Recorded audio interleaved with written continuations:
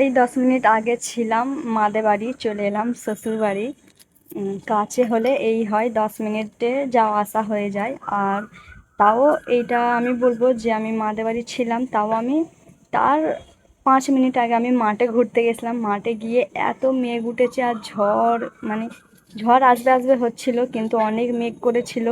তার জন্য আমরা চলে এসেছিলাম। আর আমার এই শ্বশুরবাড়ি আসার কথা ছিল বলেই আমি মাঠে ঘুরতে গেছিলাম।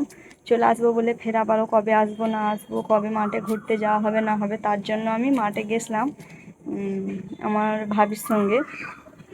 তো শ্বশুরবাড়ি চলে এসেছি, দেখো আমি শ্বশুরবাড়ি এসে ছাদে উঠে পড়েছি। আর মেঘটা খালি একবার তোমাদেরকে আবারও দেখাচ্ছি, দেখে নাও।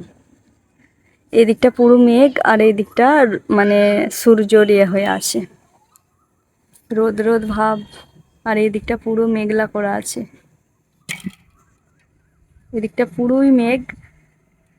এক্ষুনি ঝড় উঠবে, পানিও আসতে পারে, সারাদিন গরমও রেখেছিল।